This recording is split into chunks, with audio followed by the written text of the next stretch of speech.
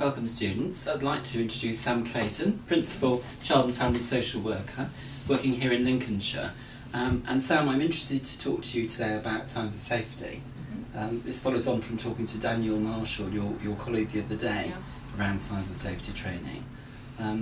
Particularly really your take in terms of what you think Lincolnshire University should be doing in terms of social work training. Okay.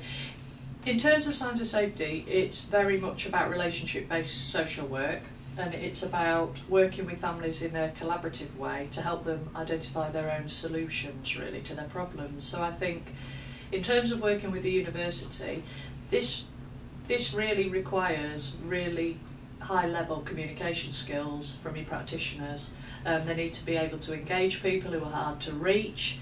They need to be really skilled in appreciative inquiry as a technique in eliciting the information from the families that they're working with, and very professionally curious about what the family has got in their repertoire really to deal with their difficulties. So I think this is about honing people's observational skills and them using that and pulling that into their day-to-day practice with really quite high-level communication skills and the confidence to be able to ask quite difficult and challenging questions, but in a way that's palatable to the family.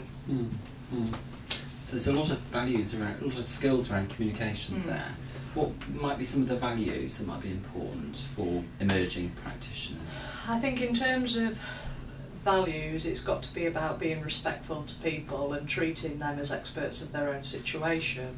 So listening to what they say, but also being really honest with them if what they're saying is unrealistic or unsafe for the children. So it goes back to you being really clear about what your bottom line is about your tolerance and how you manage risk and how you make decisions. So you need to have a really clear understanding of what the risks are and what it is that professionally you're worried about in terms of the safety of those children.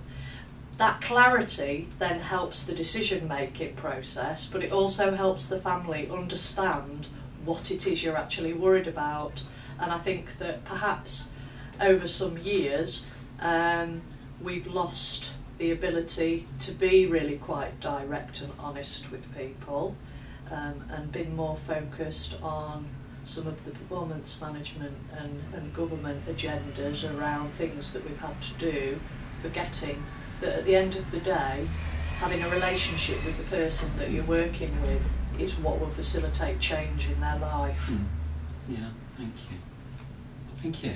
And I mean, could I ask you another question then, in terms of moving forward, because I'm aware that practice in signs of safety is really developing, taking off in Lincolnshire and elsewhere around the East Midlands. What do you see as the way forward in terms of developing practice further? I think what Lincolnshire's benefited from with signs of safety is involvement with the innovation project, and that will conclude in March for us.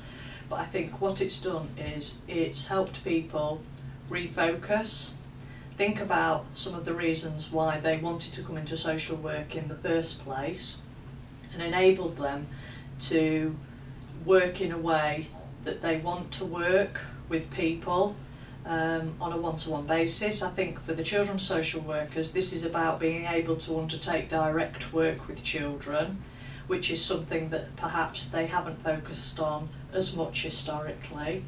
I think in terms of moving forward for us, it's about keeping the momentum going. It's about making sure that new starters to the organisation understand the model as a framework to practice, and that they're given the skills to be confident in doing that work with the children and families that they're the social worker for. So I think that's an ongoing journey of work.